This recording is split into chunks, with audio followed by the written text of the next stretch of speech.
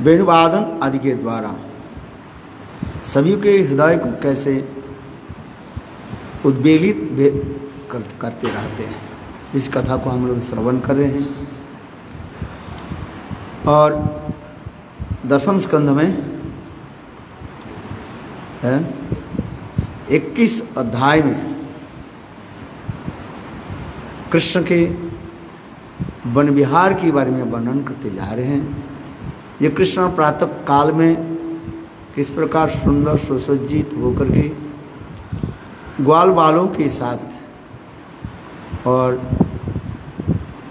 गाय बछड़े के साथ और बलदेव प्रभु के साथ वेणुवादन करते हुए कैसे चल रहे हैं, उसी कथा को श्री सुखदेव उसमें वर्णन कर रहे हैं, जिसमें विशेष करके ब्रजगोपियाँ अपने अपने घर में रह करके कृष्ण की सुंदर सौंदर्य माधुर्य और वेणु की ध्वनि की महिमा वर्णन करें। क्योंकि हम लोग यही भी श्रवण किया था, ये गोपियाँ पौगंड के बालक और पौगंड के पार करके किशोर में जब प्रवेश करे, उस समय उनकी माता पिता गुरुजन थोड़ा उनके रोक दिया, ये देखो तुम लोग बड़ी हो गई, अभी इसी प्रकार सभी के साथ मिलजुल करके खेल कूद करना उचित नहीं है। कृष्ण के प्रति गोपियों की जो स्वाभाविक रूप में प्रेम जो अभिमानो अंकुरित हुए हैं और वह अंकुरित प्रेम धीरे धीरे बढ़ती जा रही है, किंतु माता पिता के द्वारा इस प्रकार और गुरुजनों के द्वारा रोकने पर उन लोग के हृदय में जो हाहाकार, क्या बोला, हाहाकार, जिसके विरह कहा जाता है। क्योंकि गोपियों की जो कृष्ण के प्रति जो प्रेम जो है वो स्वाभाविक और नित्य सिद्ध है। स्वाभाविक रूप में कृष्ण के प्रति उनके जो अनुराग है, जो अनुराग अंकुरित होकर के थोड़ा बढ़ते जा रही है और वो आज मानो स्तब्धीभूत हो गया, रुक गया। जिस प्रकार जलराशि ऊपर से नीचे की तरफ आ जाता है और उस जलराशि के स्रोत के यदि कोई बंध दिया जाए तब तो उस समय जलराशि तो ऊपर से आएगा, किंतु बंधने पर वो रुक जाता है और रुकते रुकते धीरे धीरे ऐसे प्रबल वेग आ जाता है, वो बांध के डैम के भी तोड़ करके आगे चलना शुरू करता है। अभी गोपियों की इस कथा को श्री सुखदेव से जो वर्णन करते जा रहे हैं, पहले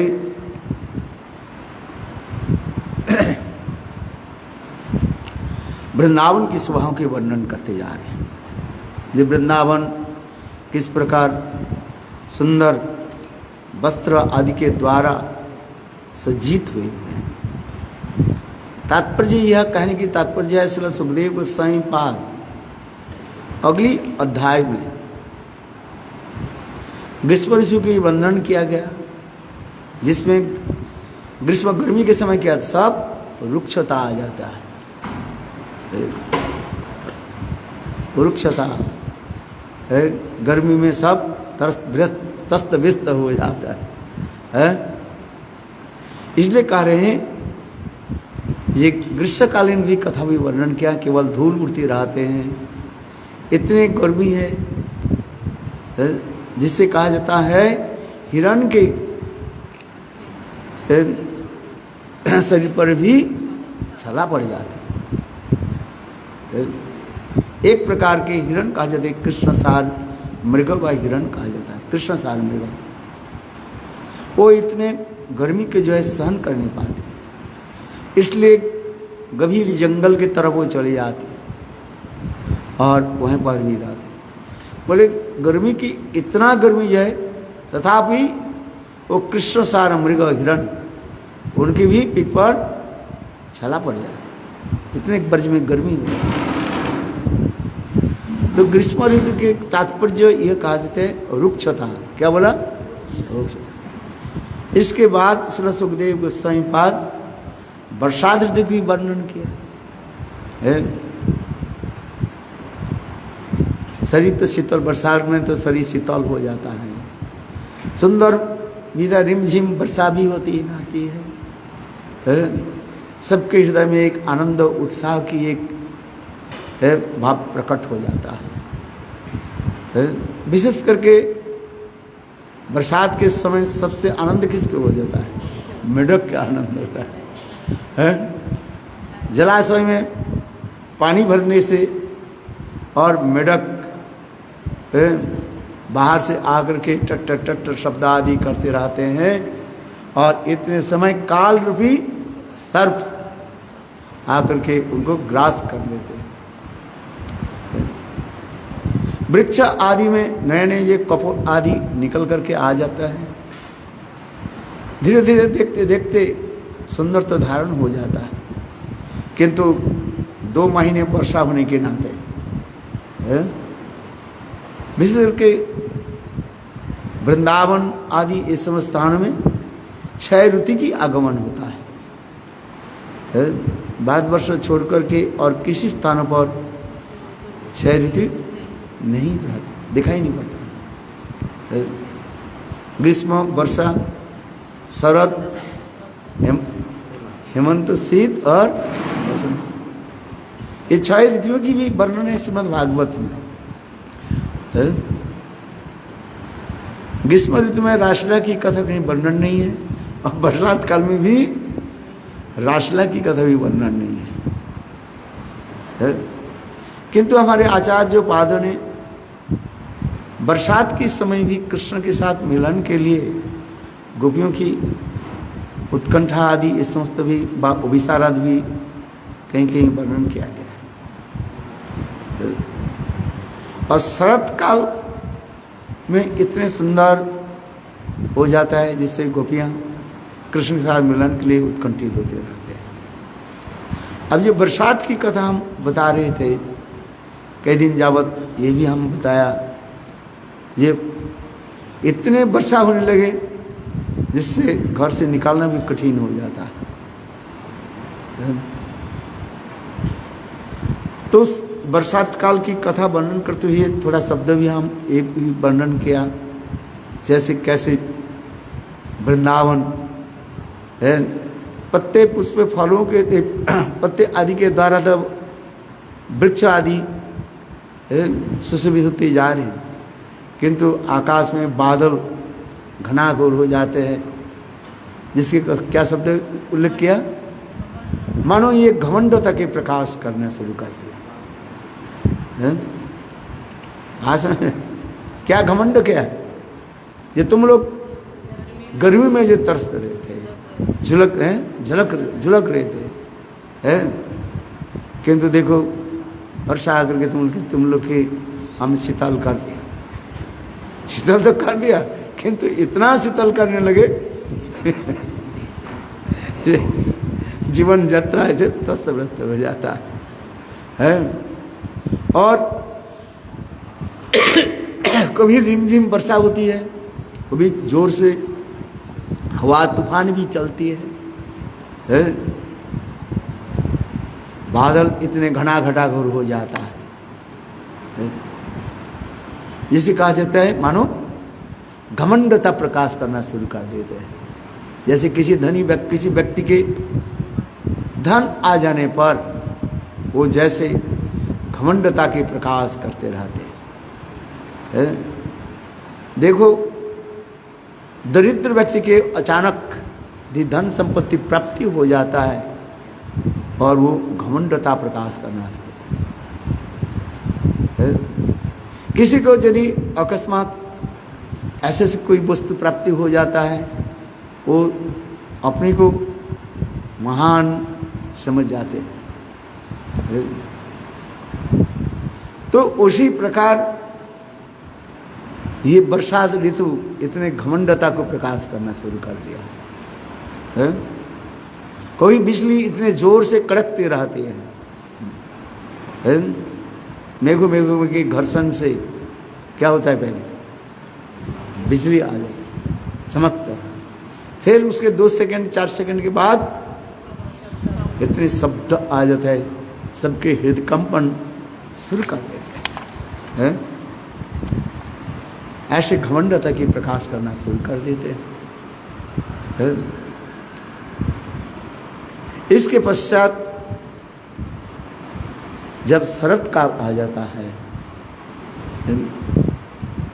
तो उस समय धीरे धीरे वर्षा बंद हो जाता है, आकाश निर्मल हो जाता है और नदी नाले में पोखरों के सरोवरों में जो मैला जल था वो क्या हो गया, मैला आदि सब नीचे चला जाता है और ऊपर में स्वच्छ जल दिखाई पड़ता रहता है, जिसमें अनेक प्रकार के कमल आदि पुष्प आदि खिलते रहते हैं, जिसमें अनेक प्रकार जलचर पक्षी आदि विचरण आदि करते रहते हैं। और उस समय मानसी गंगा, जमुना देवी, जमुना नदी आदि, वृंदावन में जितने भी सरोवर आदि जो है वो सुंदर वेग धारण भी करते रहते हैं। इसके भी हम वर्णन किया, इसे एक साधक दृष्टि से भी वर्णन किया। ये साधक भजन करते करते श्रद्धा साधु संग भजन, श्रद्धा साधु संग भजन क्रिया, अनर्थ वृत्ति, निष्ठा, रुचि, आसक्ति, भाव और प्रेम की प्राप्ति करते रहते हैं। इसके क्रम भी बताया। ये अनर्थ जितने भी निवृत्ति होते रहेगा, अनर्थ निवृत्ति होने पर धीरे धीरे साधक के हृदय और एक शुद्ध सत्य में आ जाता है और वो शुद्ध सत्य के ऊपर संधिनी और संबित और राधिनी आकर के कड़ीभूत करके एक सुंदर भावों की प्रकट करते रहते हैं। इसलिए शुद्ध सत्य विशेष आत्मा प्रेम सचंस सम्मुख भाग और रुचि विचित्त स्मर्चिन क्रीड असौ भाव उच्यते।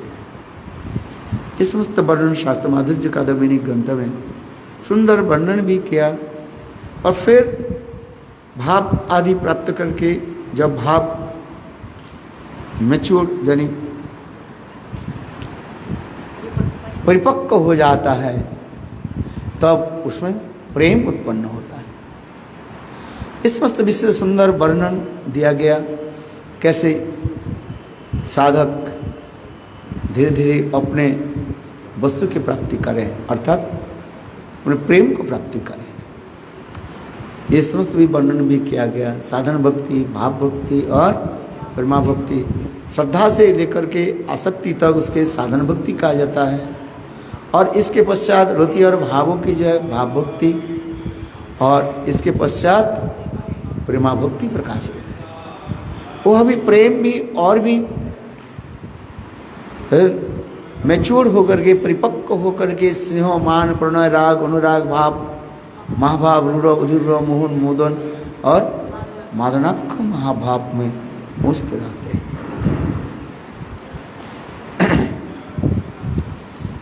इसलिए और नित्य सिद्ध जो ब्रजवासी व गोपियाँ जो हैं उनके हृदय में तो कोई नित्य काल ही कृष्ण के प्रति संबंध है, प्रेम है।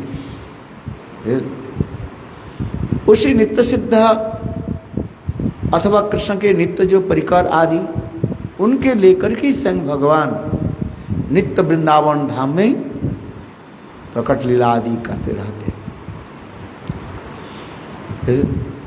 इसलिए स्वयं भगवान ये समस्त लीला आदि करके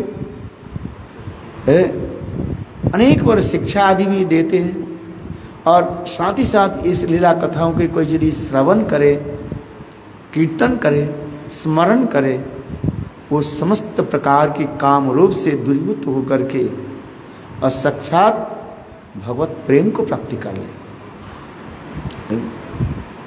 जिसमें रासलीला की कथा वर्णन करते हुए श्रील सुखदेव गोस्वामी पाद अंत में ही एक कंक्लूजन दे रहे हैं, सिद्धांत दे रहे हैं। ये विकृतं ब्रजवधु विदंच विष्णु श्रद्धान्वितो अनुसन्नाद वर्णेदथ भक्ति परांग भगवती बधिरभ कामो हृद्रोगम आसु अपिनति अचिरे न धीर। धीर जो प्रज्ञ व्यक्ति जो है अत्यंत श्रद्धा के साथ, अत्यंत की श्रद्धा के साथ इस कथा को कोई श्रवण करें और श्रवण के पश्चात कीर्तन करें, मनन करें, चिंतन करें, हृदय में काम रहने पर भी उसके हृदय में प्रेमा भक्ति उत्पन्न हो जाता। बोले हृदय में काम रहते हुए कैसे प्रेमा भक्ति उत्पन्न हो जाए? इस संदर्भ में कह रहे हैं ये कृष्ण की ऐसे ब्रजवती जो कथा जो है रासलीला कथा, इसमें एक अचिंत शक्ति है। इसमें अचिंत शक्ति है। मुनि मंत्र औषधि में जिस औषधि जिसमें अचिंत शक्ति है, उसी प्रकार ये रासलीला की कथा में उस प्रकार अचिंत शक्ति है। अचिंत खलु ये भावा तांग तर्केण जेत प्रकृति परिभो अचिंत तस् लक्षणम। प्रकृति मन की भावना की अतिक्रम करके अपराकृत चिद वस्तु जब हमारे हृदय में ये प्रकाशित होता है, उसकी किसी प्रकार तर्क आदि के द्वारा स्थापन नहीं कर सकते। बोले उसी के अचिंत कहा जाए। अचिंत खोल ये भावा तांग तर्के न जेत, किसी प्रकार तर्क आदि के द्वारा आप स्थापित नहीं कर सकते। तर्कात और प्रतिष्ठानात, वेदांत सूत्र में भी कह रहे हैं तर्क के द्वारा भी ऐसे अपराकृत दिव्य वस्तु के स्थापित नहीं कर सकते। इसलिए तो यही उदाहरण देता है मणि मंत्र और औषध आदि में जिस प्रकार एक अचिंत शक्ति रहता है वो अपनी क्रिया कर लेते हैं। कुछ कृष्ण की व भगवान की अनेकों लीला कथाएं तो है, किंतु रासलीला की कथा में इतनी शक्ति कहा जाता है। किंतु यहाँ पर भी इससे फिर सुखदेव गोस्वामी पाद उसके भी कार्य हैं, आचरण न करें नहीं तो समाचारे जातु मनसा भी जनिस्वर। आचरण करने के लिए शास्त्र क्या करें?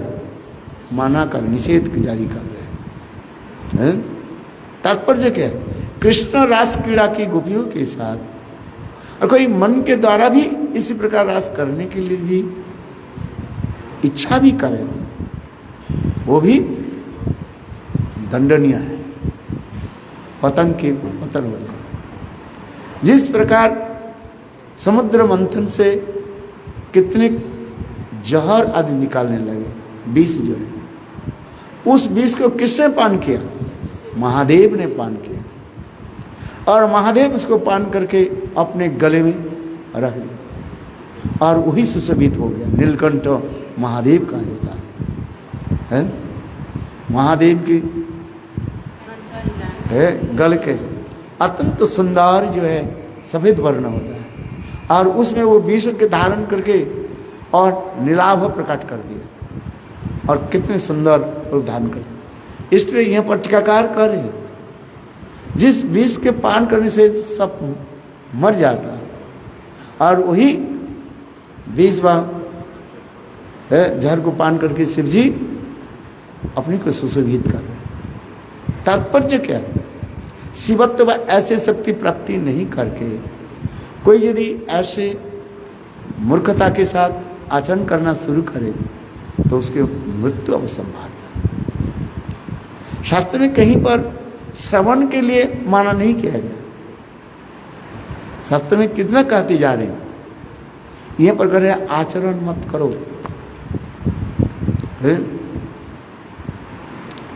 क्योंकि भगवान लीला पुरुषोत्तम है। भगवान की लीला भी जो करते हैं अपने परिकरों के साथ, कोई बद्ध जीवों के साथ नहीं। और ऐसे सुंदर लीला आदि करके सबको मोहित कराते रहते हैं। इसलिए सुखदेव गोस्वामी पाद अनुग्रहाय भक्तानां मानुषं देवाश्रितं भजते तादृश क्रीड़ा जाश्रुत्वा तत्परो भवेत्। नित्य गोलोक वृंदावन धाम से अपने परिकरों के साथ प्रकट होते हैं और ऐसे सुंदर सुंदर मधुर लीलाओं को जो दर्शन करा करके सबकी चित्त मन के जो है अनिष्ट करा करके और उस लीला में प्रवेश करा देते हैं। अनुग्रहाय भक्तानां मानुषं देवाश्रितं, मनुष्य के भांति लीला आदि करते रहो। ये बड़ी संस्कृति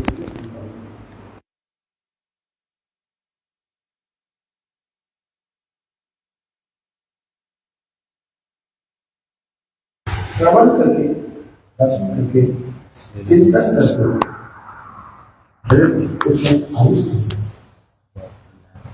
और इसी संदर्भ में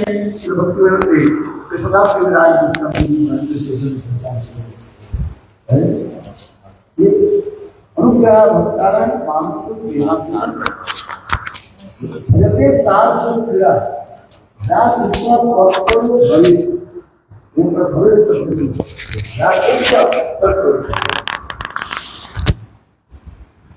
भवेत् शब्द की कहा जाता है, उसमें विधिलिंग का है। विधिलिंग प्रयोग होता है जहां पर आदेश निर्देश जारी होता है। क्या कर रहे हैं? आदेश निर्देश जारी हो। क्या आदेश हो रहे हैं?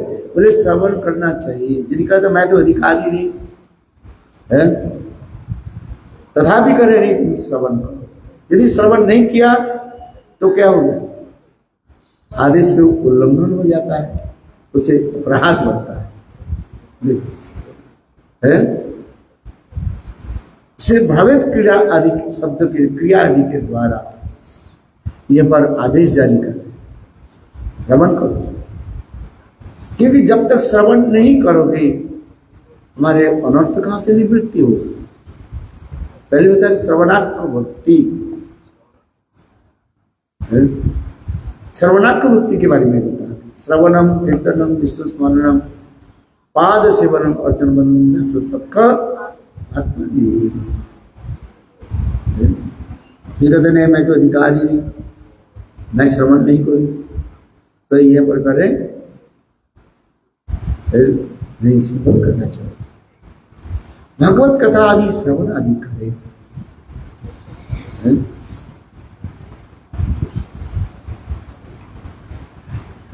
भागवत कथा श्रवण करने से चित्त निर्मल होता है।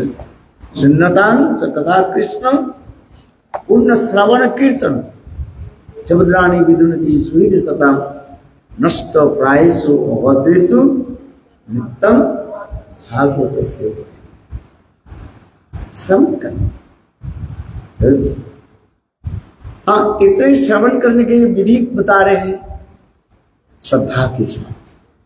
श्रद्धान्वित तो अनुसुरना, श्रद्धान्वित तो आतंकिक श्रद्धा के साथ। क्योंकि भक्ति देवी तब उदित होता है जब श्रद्धा हो। जो श्रद्धावान जन मान भक्ति अधिकारी। भक्ति के अनुष्ठान करने के जो अधिकारी कौन है? श्रद्धा है। श्रद्धास्तु अनन्य पाय वर्जनम भक्ति मुखी चित्तवृत्ति विशेष। इस भी वर्णन होते जा रहे हैं। क्योंकि जब कथा नहीं श्रवण करते हैं तब तो सिद्धांत में नहीं प्रवेश करते हैं और धीरे धीरे वो भक्ति को भी छोड़ देते हैं। इसे श्रद्धा के साथ श्रवण करना चाहिए।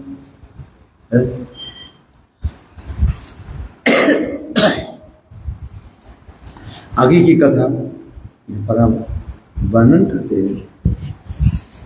ये कृष्ण जब सखाओं के साथ चल रहे और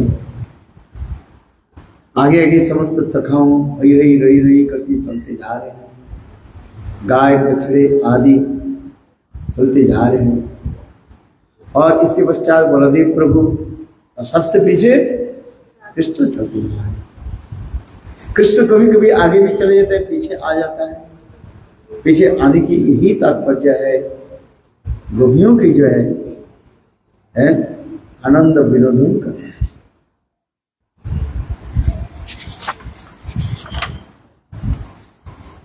ये समस्त कथा हम लोग ये वर्णन किया कृष्ण के वेणुध्वनि की जो है इतने सुंदर जो है भाव आदि प्रकाशित होता है। सखा और बलदेव प्रभु आदि ये समस्त जो है सुंदर वेणुवादन श्रृंगार आदि बजाते हुए सब चाहते देखते। उस समय ऐसे सुंदर भाव की प्रकट हो रहे हैं। कृष्ण का वेणुनाद अनुराग का नित्य सहचर है। ये पर टीकाकार वर्णन करें, कृष्ण जो वेणुनाद जो करें इसके द्वारा क्या करते हैं, हृदय में 16 पेज नंबर 16 में देखो, कृष्ण का वेणुनाद अनुराग का नित्य सहचर है। जिनके हृदय में थोड़ा सा भी कृष्ण अनुराग है, मधुर वेणुनाद उससे कर्णों में से माध्यम से हृदय के भीतर प्रवेश कर सुप्त और गुप्त अनुराग को जागृत और प्रकाशित कर देता है। मिला? अरे 16 नंबर पेज नंबर 16 है, कितना सुंदर बता है। अतः पूर्वरागवती यह गोपियां भी कृष्ण के मोहन वेणुनाद को सुनकर बेचैन हो उठे। ब्रज रमणियों के कृष्ण अनुराग नित्य सिद्ध है। ये राधिनी शक्ति सर्वनी श्रीमती राधिका से जिस समस्त गोपियों की प्रकट हुई। ये राधा ललिता विशाखा आदि मंजरियां आदि जो है भगवान, ये सब राधा जी की मानो एक एक भावों की मूर्त प्रकाश आनंद चिन्मय सब प्रतिभा भी जो निज रूप तया कला भी संग श्रीमती राधिका कृष्ण के समस्त प्रकार की इच्छा के पूरा करने वाली है। देवी कृष्णमयी प्रभुता राधिका परोदेवता सर्वलोक्ष्मयी सर्वकांति सन्मयिनी। राधा जी अकेली श्रीमती राधिका कृष्ण की सारी इच्छा को पूरा कर सकते, किंतु वह बहुकांता बिना नहीं अवसर उल्लास। अनेकों कांताएं भी यही नहीं हो कृष्ण के आनंद नहीं। रास बिहारी स्वयं कृष्ण आनंद रस के आस्वादन करते हैं और भक्त की भी आनंद रस आस्वादन कराते हैं। तो इसलिए स्वयं राधा जी कृष्ण की मनोवांछा जान करके, इच्छा जान करके उन्होंने क्या कि अनेकों जो है सखियों के प्रकट कर दिया। ललिता विशाखा आदि ये समस्त सखियों की बारे में कहा गया। समस्त तत्व सिद्धांत जो परिपूर्ण रूप में हमारे आचार्य पादों टीका में वर्णन किया। ये ललिता कहीं स्वयं राधा जी के ललित भाव की ये मूर्त प्रकाश ललिता देवी विशाखा देवी साक्षात राधा जी के विशेष भावों की प्रकाश मूर्तिका है। इस प्रकार समस्त प्रकार से क्या रूप मंजरी आदि रूप मंजरी ऋतु मंजरी जितने भी मंजरी सब राधा जी के एक एक भावों की प्रकाश गौड़ीय सिद्धांत तो इतने गंभीर रूप में प्रकाश आदि करते हैं। स्वयं राधा की रूप ही मानो रूपमंजरी के रूप में प्रकाशित है। व्यस्त स्वरूपे दैत स्वरूपे इस रूप में भी वर्णन करते जा रहे हैं आचार्य। इसलिए कार्य लोक लीला के अनुसार कृष्ण ये समस्त लीला आदि कर रहे हैं। एक आचार्य पूर्व राग, हाँ, जो गोपियों के बेजरमणियों की कृष्ण अनुराग नित्य सिद्ध है, उनकी जो साधन के द्वारा प्राप्ति नहीं व प्रकाशित नहीं हो, वो तो नित्य ही है। तथा उनकी हृदय मंदिर में सदैव गुप्त रूप में अवस्थित है। बाल्यकाल में कृष्ण के साथ बालोचित क्रीड़ा के समय वो अनुराग कुछ कुछ प्रकाशित होने पर भी उन्होंने जब से किशोर अवस्था की देहरी पर प्रवेश किया तथा विवाह के पश्चात पति के घर में आगमन किया है, तब से उनका वह अनुराग कृष्ण के प्रति इस प्रकार कुछ गुप्त रूप से संरक्षित है कि उसे कोई दूसरा जान भी नहीं सकता। जानने के लिए की बात क्या है, उनकी गंधपना भी दूसरों के लिए संभव नहीं है।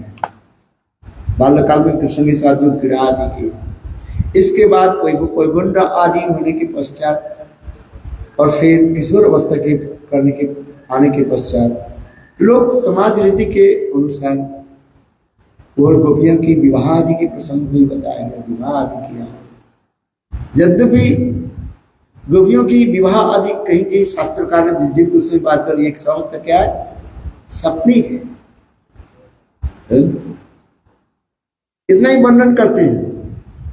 उनकी माता पिता सोचने लगे आज हमारे कन्या के साथ है कोई गोप के साथ विवाह हो गया, और ऐसे छोटी छोटी बालिकाएं जो है उनके विवाह के बारे में कोई पता नहीं, विवाह है क्या चीज। क्योंकि कृष्ण जब रासलीला कर रहे हैं, उसे कृष्ण की उम्र कितना है, 8 साल है। तो उनके क्या पता है 8 साल के बाद, और ये समझ तो गोपियां भी तो कृष्ण से थोड़ा छोटी भी है।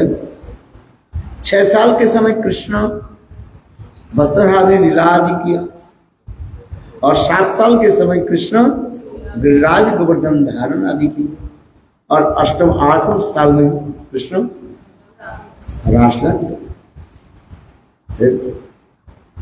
तो उसमें ये भी दिखाते हैं कि ऐसे छोटे छोटे बालिका जो है उनकी विवाह के बारे में कोई पता नहीं, बस गुरुजी ने बोल दिया तुम्हारे विवाह हो गए, जब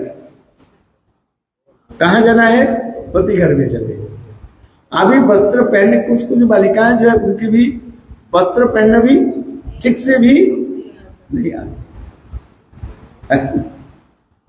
ये शरीर क्या है नहीं है उसको भी पता नहीं है। और उनके कहा तुम्हारे विवाह हो गया, ये तुम्हारे पति है, जो मैंने ऐसे प्रकाश कर।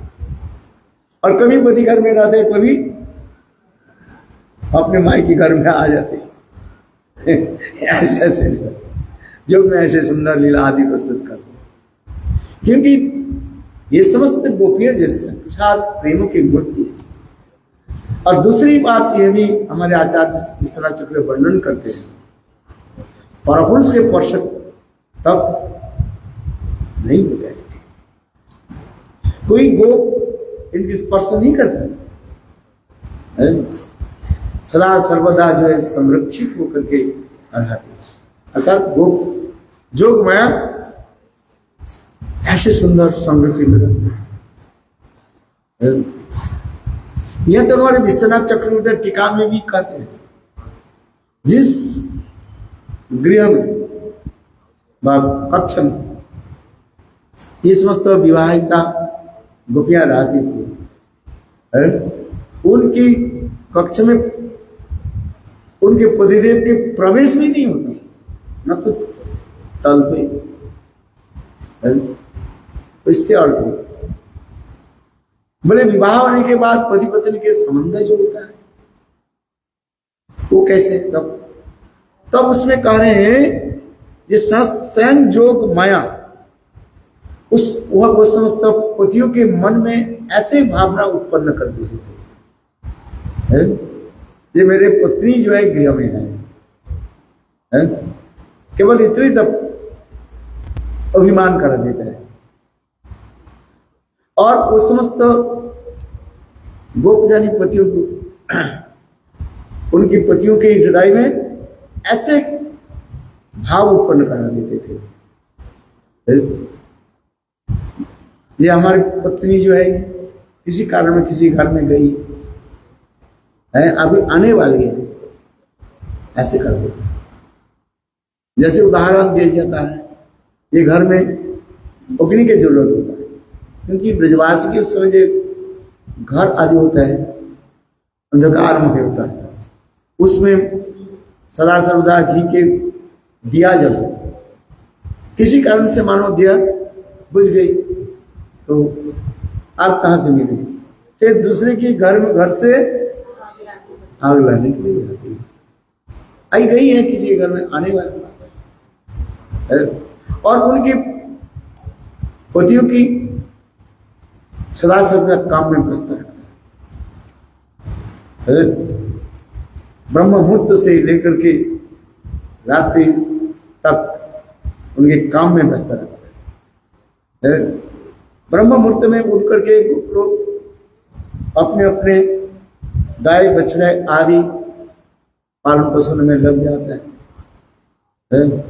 इतने जो मैं उस समस्त गोपों की इतने मन को अपनी सेवा में कार्य में रखते हैं, उनका अपनी पत्नी के घर में क्या है ये इसके चिंतन करके तनिक भी समय नहीं। रात काल में उठे माने ब्रह्म मुहूर्त में उठे, चले गए गौशाला में, उसके क्या कहते हैं, क्या तबे क्या बोलते हैं, तबेला, जहाँ पर गाय आदि ये सब बुलाते हैं और उसी सेवा में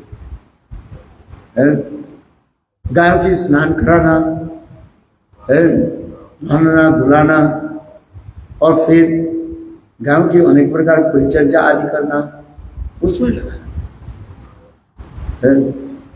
पूरा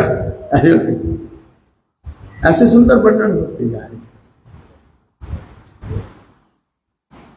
किंतु कृष्ण अभी तो गोपियों की विवाह तो हुई, और किंतु गोविंद के प्रति उनके जो प्रगाढ़ जो प्रेम जो है वो बढ़ना शुरू कर दिया। क्योंकि जो वस्तु जितना ही दूर होता है उस वस्तु प्राप्ति के लिए और उतना ही उत्कंठा बढ़ जाता है। कृष्ण के साथ मिलन की जो उत्कंठा और भी बढ़ गई। लोक लीला के अनुसार गोपियां तो ससुराल में रह रही हैं अथवा माई के घर में भी आ जा, किंतु कृष्ण के साथ जो नित्य संबंध जो है वो भूल नहीं पाए। और कृष्ण के साथ कैसे मिलान, मन ही मन बात उतना ही सुस्ती रहते। इस समय चैतन्य महाप्रभु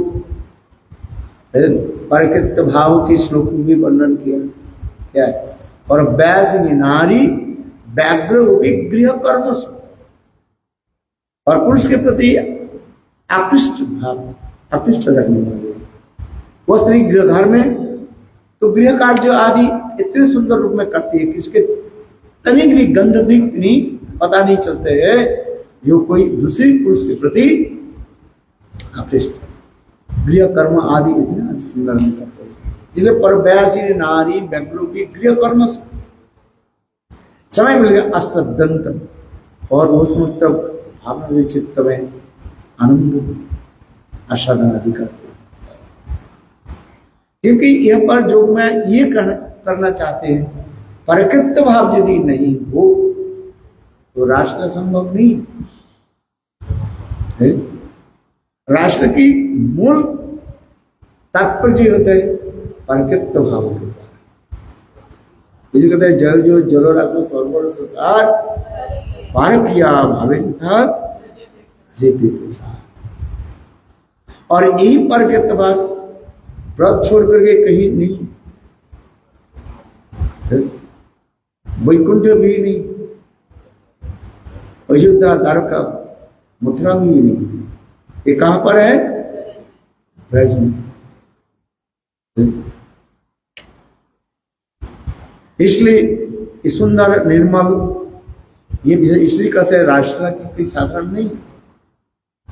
जैसे तुम कह रहे हो विकृतम विदंत विष्णु श्रद्धान्वित अनुसन्नाद वर्णयत भक्ति परायण भगवती प्रतिलभ काम विद्रोह आसु अभिनति अचरी। बहुत सुंदर इसमें भी वर्णन करते जा रहे हैं। देखो, विवाह के पश्चात पति के घर में आगमन किया है, तब से उनका वह अनुराग कृष्ण के प्रति इस प्रकार कुछ गुप्त रूप से संरक्षित है कि उसे कोई दूसरा भाग या दूसरा जान ही नहीं सकता है। जैसे मैंने कहा था, एक उदाहरण दिया था, एक प्रकार धान होता है जिसे कहा जाता है 60 धान, माने 60 दिन में वो धान ठीक पक जाएगा, और उसी दिन उसको यदि नहीं काट लिया जाए वो सारे धान क्या हो गए, झड़ जाए। इसलिए उदाहरण भी ऐसे दिया है। तात्पर्य क्या है? वो 60 जो धान जो है, जिस दिन कृषक जिस दिन वह धान के बीज को जो है बोया, उस दिन से ठीक 60 दिन के दिन वो धान पक जाता है, और वो धान दिखाई नहीं पड़ते ऊपर से, पत्ते के द्वारा वो ढका रहता है। ऐसे उदाहरण देते हैं। किंतु जो दक्ष विचक्कर जो कृषक जो है वो ठीक हिसाब करके रखते हैं। ठीक तात्पर्य क्या है? गोपियों की जो कृष्ण के प्रति जो अनुराग प्रेम जो है इतना ढके हुए है, किसी में गंध तक नहीं है। ये गोपियां कृष्ण के प्रति अनुरक्त है, इसलिए कह रहे हैं। वो प्रेम जानने की तो बात क्या, उनके साथ उसकी गंध पाना ही दूसरे के लिए संभव नहीं है। और लोगों की बात क्या है, जो बजरंगी के स्वयं ही अपने हृदय में कपाट को खोलकर अपने धैर्य, लज्जा, कुलधर्म आदि के अंदर अपने कृष्ण अनुराग का चिन्ह देख पाती है कि जा नहीं, इसमें संदेह नहीं।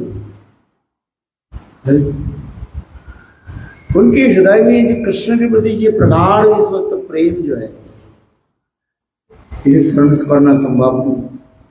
किंतु कर्णों में कृष्ण के मधुर वेणुनाद की प्रवेश करते ही उनकी अनुराग की लक्षण झट से प्रकाशित हो पड़ती है। जिसे कहते हैं स्मरोदयम है। स्मर शब्द की अर्थ होता है अपरागित दिव्य प्रेम का काम कहा जाता है।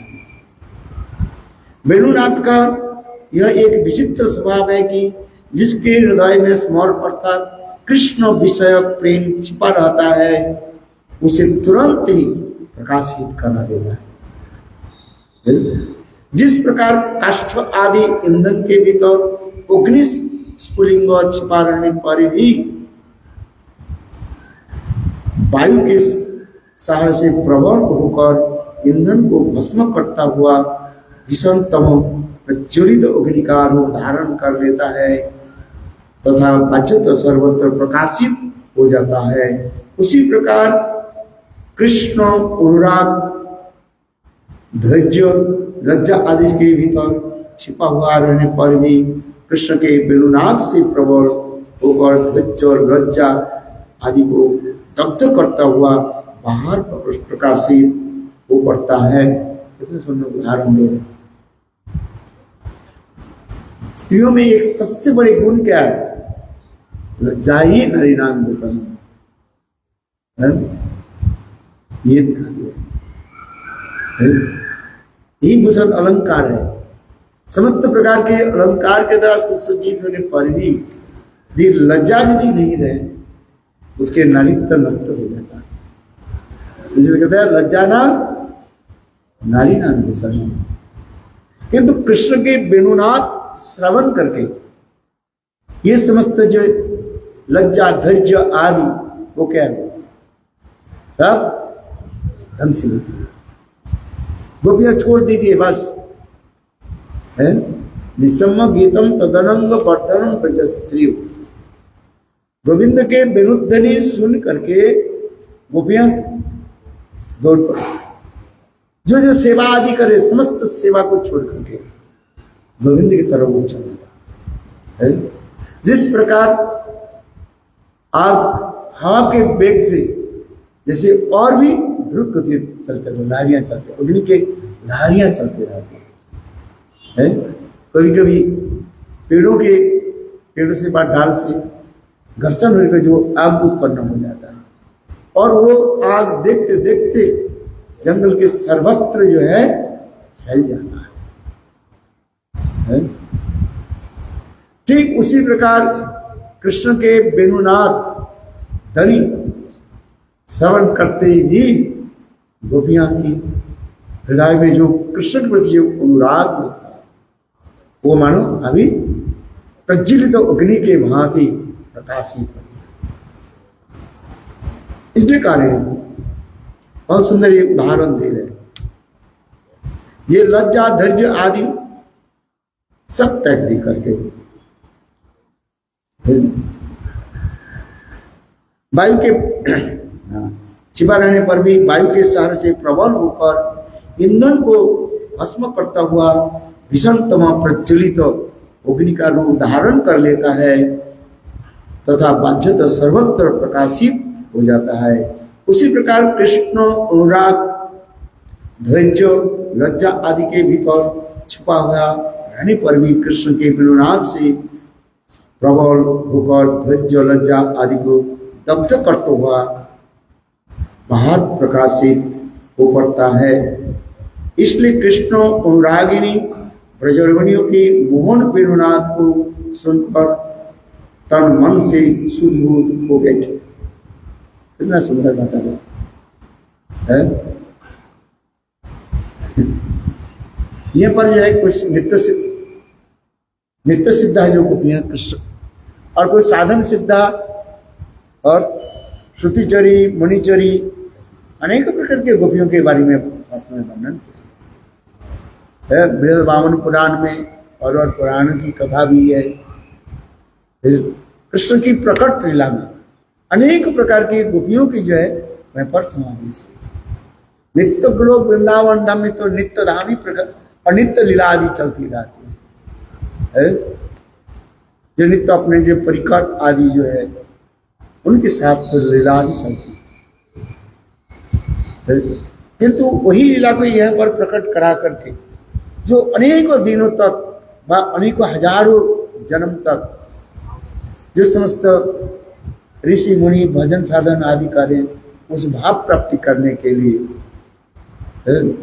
जो मैंने क्या कि वो समस्त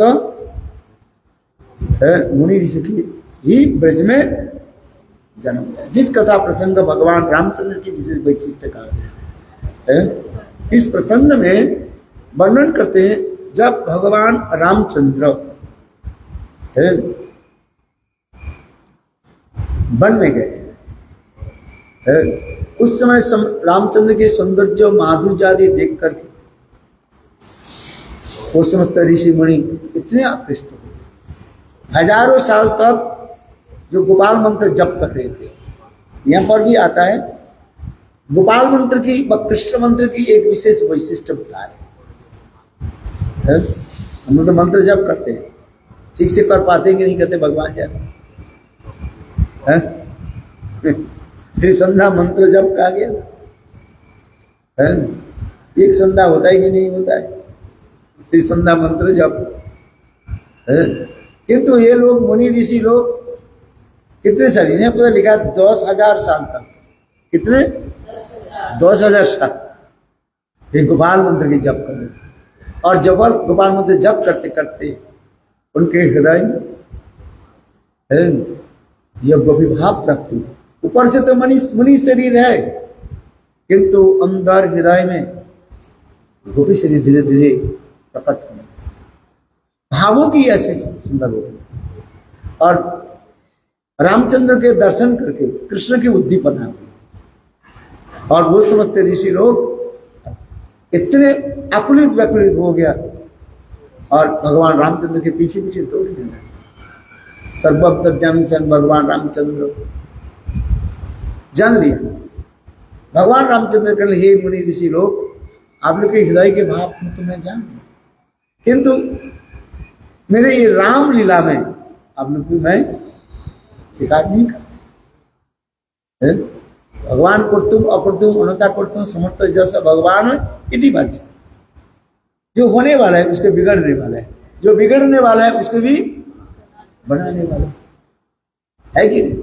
सब कुछ करने वाले तो वही है, जिनकी इच्छा से सब कुछ होता जाता है। तो जो उदित होता है अस्त हो जाता है। वायु आदि जितने भी देवता आदि है, जिनकी इच्छा से सब कुछ कार्य आदि करते रहते हैं, उनके लिए कौन सा कार्य असमर्थ है? सब समर्थवान है। चाहे तो बोले जाओ तुम्हारे इसके शरीर जो है ये पर चले जाए और गोपी शरीर पर, मगर कर सकते। तथापि भगवान रामचंद्र कहने लगे, तो मेरी कृपा से यानी मेरी जोग माया से आप लोग ब्रज में गोपी शरीर प्राप्त करेंगे, गोपी गृह में जन्म, और नित्य सिद्धा जो हमारी गोपियां जो है उनके संग फिर मेरे प्रति प्रगाढ़ अनुराग उत्पन्न होगा, तब आप लोग यह भाव को जय प्राप्त करें, मन लीला में प्रवेश करें। ऐसे भगवान रामचंद्र आशीर्वाद देती है। और फिर वही मुनि ऋषि लोग जो है जोगमाया की कृपा से ब्रज में गोपी गर्भ में है साक्षात गोपी शरीर भी प्राप्ति की है। कृष्ण लीला में एक विशेष वैशिष्ट्य कहा जाता है, गोपी शरीर नहीं हो कृष्ण सिखा दिए। कृष्ण के गोप जाते है, मैं गोप जाती, गोपी बिना अन्न ना करे अंगीकार, वो भी छोड़ दे। ब्राह्मण की ये पत्नियां जो है क्या बोलते हैं, जागृत पत्नी करनी है।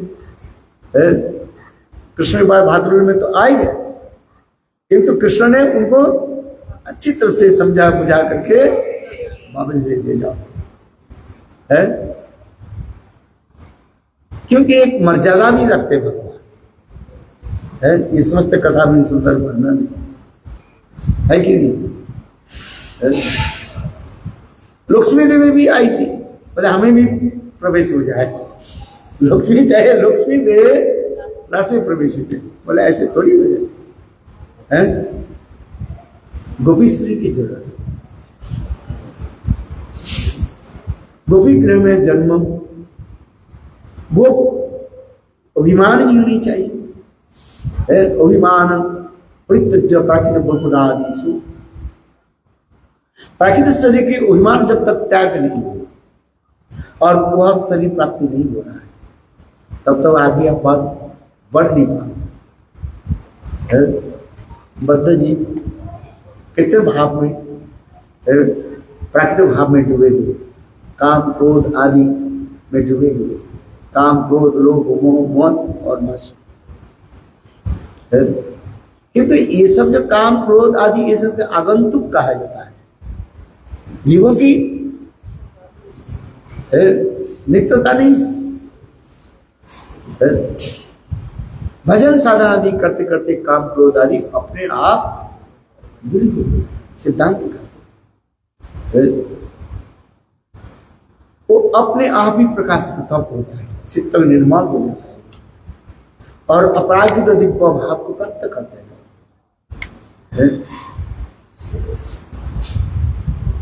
जिस प्रकार उदाहरण दिया जाता है, सांप जैसे अपने किचरे को छोड़ करके बाहर आ जाता है, ठीक उसी प्रकार भजन साधन करते करते फिर वो कब कैसे बाहर आ जाता है समझना सहज नहीं। तो ये समस्त अनेकों तत्व सिद्धांत शास्त्र में दिया गया।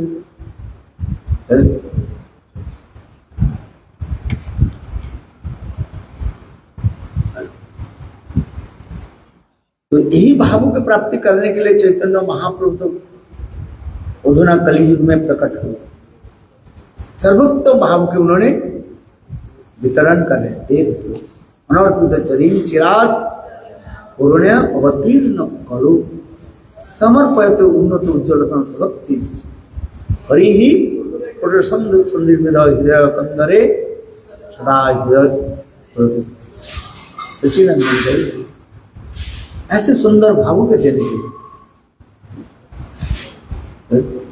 सर्वोत्तम भाव के चैतन्य महाप्रभु सबके वितरण कर लोग केवल हाथ बढ़ा दो बस प्रसाद लो, फिर कहता नहीं नहीं मैं नहीं लेता। अरे लो महाप्रभु इतने दयालु हैं। यदि का मैं पात्र नहीं हूं, मैं पात्र तो बना देता हूं। महाप्रभु ऐसे है। जैसे कोई व्यक्ति के पास पात्र नहीं है, कटोरी नहीं और दूध लेना है, बोले मैं तो कोई भी लाया नहीं है, वहां पर जाओ तो मैं तुमको है पात्र भी दे लाओ, ये कटोरी भी ले जाओ और दूध भी ले जाओ। बोले वापिस करना, बोले कुछ वापिस करना नहीं है, बाल्टी भर कर ले जाओ, वापिस करना नहीं है। तात्पर्य क्या है? उसके पात्रत्व भी बना दीजिए। कहते हैं हम कोई व्यक्ति भजन के लिए आते हैं, थोड़ी सब छोड़ करके थोड़ी आते हैं, उतना भी सुनी तरुण अमानी मानद थोड़ी होता है। धीरे धीरे गुरु वैष्णव की संग से कृपा से वो धीरे धीरे क्या बन जाता है, नाद भी सुनी तरुण अमानी न मान दिन है।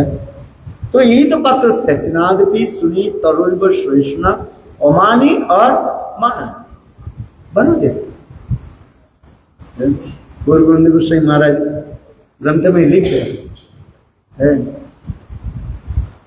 तुम्हारी घमंडता और तुम्हारे जितने भी सबको है मैं नष्ट कर आ जाओ।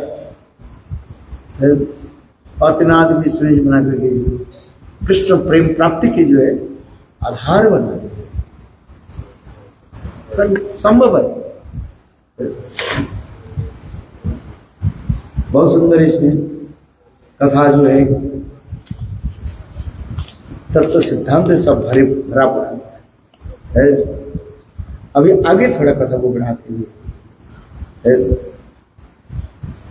कृष्ण के विनोनाद की सुनकर तन मन की सुदबुद हो बैठती। वे अपने हृदय की ताप दूर करने के लिए अपने स्वजातीय अंतरंगा सुखियों के निकट अपने मन की बातों को कुछ कुछ कहने के लिए विवश हो गई। काचित परोक्ष कृष्ण ससुखी भी अवर्णन। यहाँ पर परोक्ष पद का एक गुण तात्पर्य है। परोक्ष का अर्थ है अभिन्नता से, अर्थात मन की भावना को स्पष्ट करने के लिए प्रकट न करके उसे इंगित भावभंगी के द्वारा छिपाकर प्रकट करने का नाम अभिन्नता भाव है। अपने भाव के प्रकाश नहीं करके भावों के छिपा करके दूसरे को आरोप करके कहते हैं अभिन्नता भाव करते, अपने जो भाव की जो है नहीं छुपा लेते, अपने को छुपा लेते। ये एक विशेष विशिष्ट अभिन्नता भाव है। इसलिए परोक्ष माने वो कार्य देखो हमारे हृदय में कृष्ण के प्रति प्रेम नहीं है, इसलिए कार्य क्या देखो किरण की तरफ देखो है। आज मेघ और बादल की तरफ देखो, कृष्ण प्रति कैसे प्रेम है। और बादल आदि कृष्ण के कैसे सेवा आदि कर रहे हैं वो भी बताते जा रहे। यद्यपि अपराकृत चीज जगत में सब चेतन है, सब जत्किंचित तिनगुलम किकट मुखम गोष्ठे समसित सर्वानंद मुग्ध लीलानुकूलम परम शास्त्री वस्फुटम निश्चित जानचे ब्रह्मादि सस्तेन मदिन का जत्किंचित तीनों गुलम आदि सब के चेतन धर्म है। सब यहां तक भी वृंदावन में धूल कना भी वो क्या है, चेतन है, कंसस भी चेतन है। बोले वृंदावन की एक धूल कना भी अनंत करोड़ विश्व ब्रह्मांड ब्रह्मांड की भी सृजन करने वाले। ये ब्रह्मा जो हम लोग कहते ब्रह्मा जी सृजन, चार मुख वाले ब्रह्मा सृष्टि करने वाले। बोले वृंदावन की एक धूल कना में इतने शक्ति है, आश्चर्य की, क्योंकि ऐसे शक्ति और साधारण धूल कना में तो हम सोच नहीं सकते। जत्किंचित तिनकुलम किकट मुखम गोष्ठे समसित सर्वानंद मुकुंद द्वैतम, मुकुंद के अत्यंत जो है द्वैत से प्रिय मुकुंद लीलानुकूलम, सब लीला के अनुकूल रूप में ही सब रहा, कोई प्रतिकूल में नहीं है। ऊपर से जो प्रतिकूल दिखा रहे हैं किंतु वो भी राधा गोविंद की मिलन के लिए ही वो राधा लीलानुकूलम। एक सांप से लेकर के बिच्छू से लेकर के सब कृष्ण लीला के अनुकूल में है।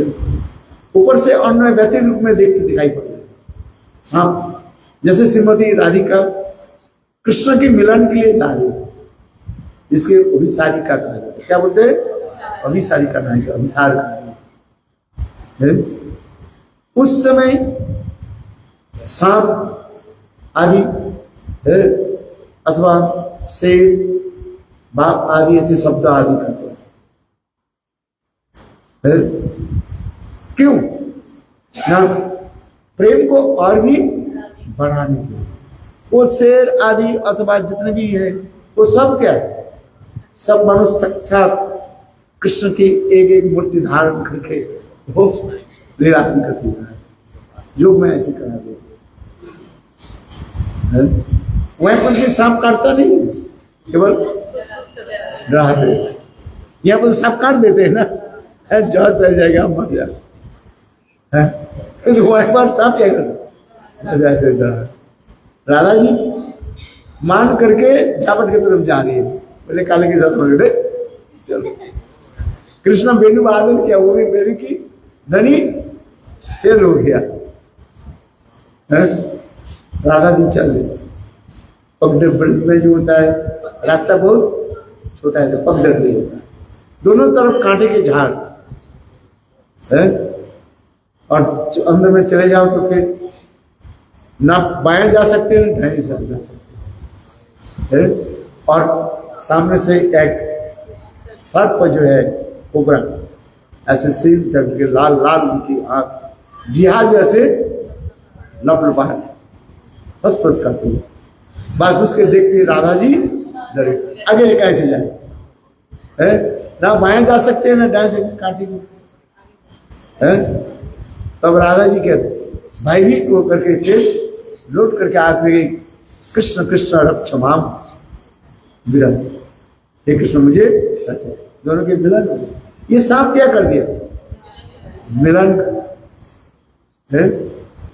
सांप तो है तो काट देते, हम काटे नहीं है ना कुछ नहीं किया, बोले इसने मिलन मारेगा।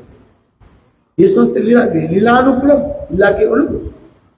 जत्किंचित तिनगुलम किकट मुखम गोष्ठे समसित सर्वानंदमय द्वैत, सर्वानंदमय मुकुंद द्वैत लीलानुकूलम, सर्व आनंद देने वाले मुकुंद के साथ ये पृष्ठ जन है। कितना सुंदर ये श्लोक, बहुत महत्वपूर्ण श्लोक है। ये श्लोक किसके द्वारा रचित है? रघुनाथ दास गोस्वामी। इसलिए रघुनाथ जत्किंचित तिनगुलम किकट मुखम गोष्ठे समसित सर्वानंद मुकुंद द्वैतम निरानुकूल परम शास्त्र वस्तुतम जांचा ब्रह्मादि सत्य बंधते। ब्रह्मादि बड़े देवता लोग की स्तुति आदि करते हैं। वृंदावन की धूल कण भी सामान्य नहीं। वृंदावन के रहने वाले जितने भी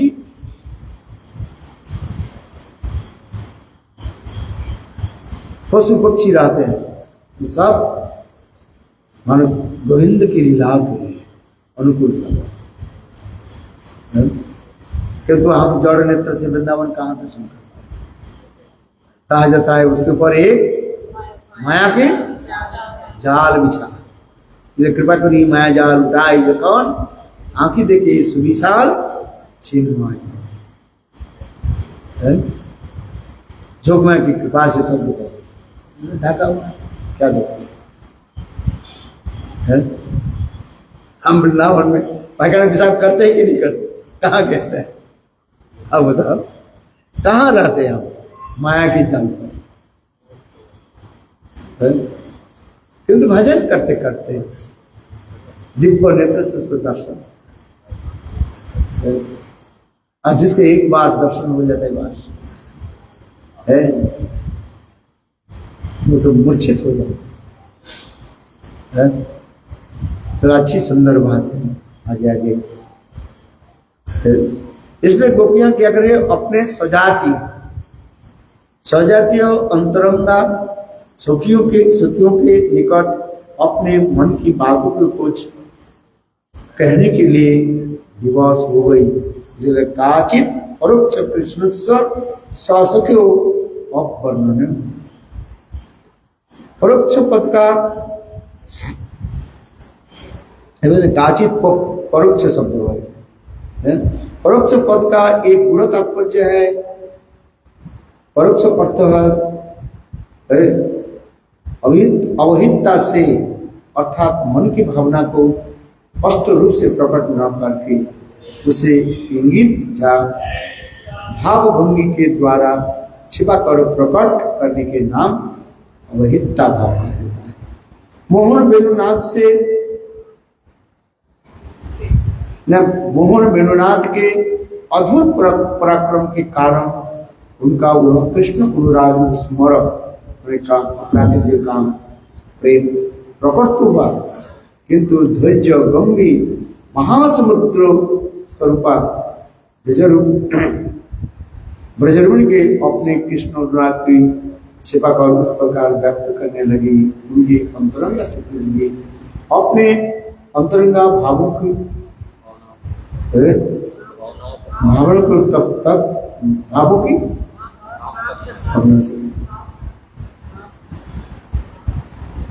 वेणुनाथ की महिमा कुछ इस प्रकार गान करने लगी। उनकी बातों की कुछ दूसरे प्रकार का अर्थ निकाला जा सके तो कृष्ण के प्रति उनका अनुराग बाहर प्रकट नहीं हो। तद वर्णन तो अनुराग स्मरण कृष्ण चेष्टितम और अनुरागवती ब्रजरुणी के अपने अंतरंग प्रयोग नर्म सखियों की वेणुनाथ की माधुरी का वर्णन करना आरंभ करते हैं। वेणु की वर्णन करते बड़ी समय हो गई ना, किंतु ये बड़ी साधना से इस प्रकार वर्णन करने लगी कि किसी प्रकार उनके कृष्ण अनुराग की गंध भी सखियों को न लग सके। अपनी हृदय भावना को गुप्त रखने का ब्रजरुणियों का प्रयास कृष्ण प्रेम का ही उच्छ्वास या विशेष है।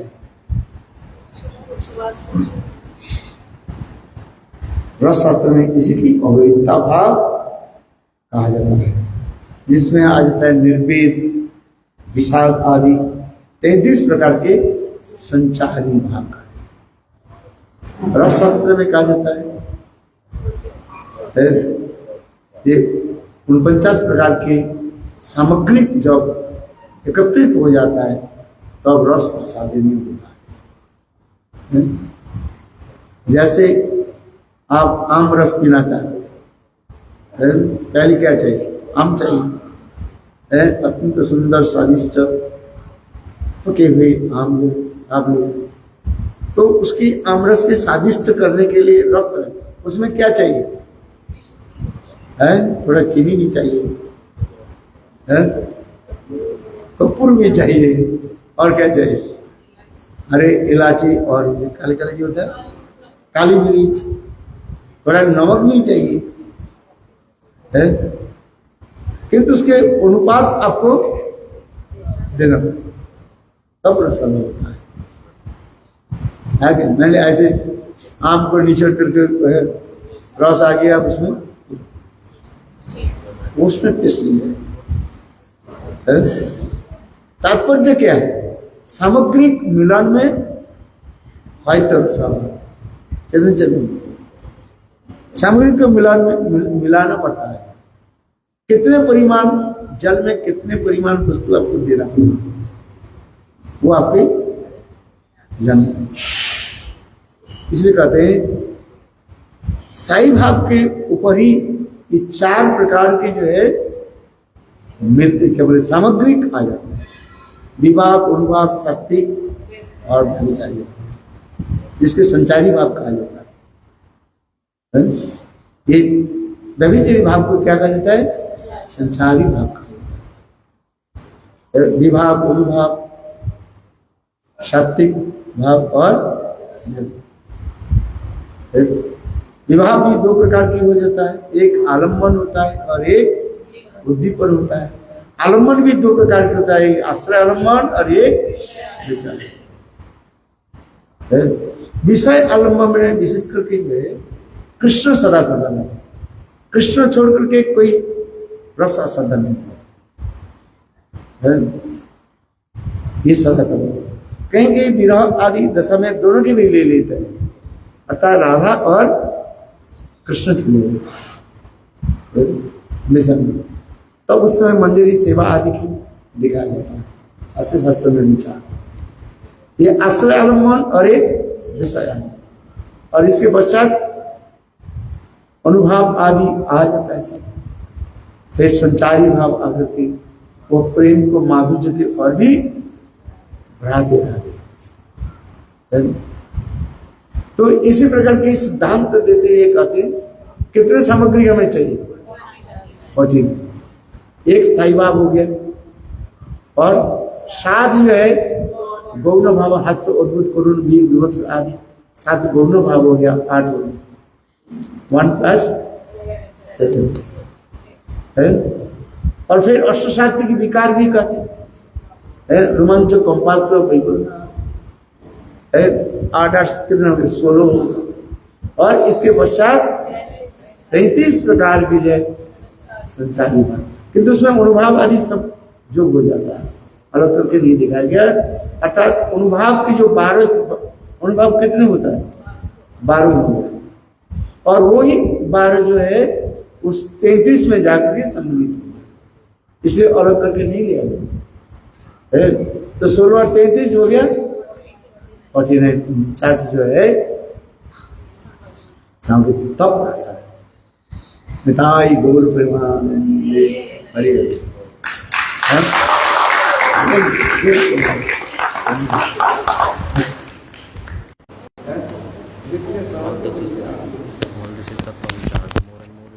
जय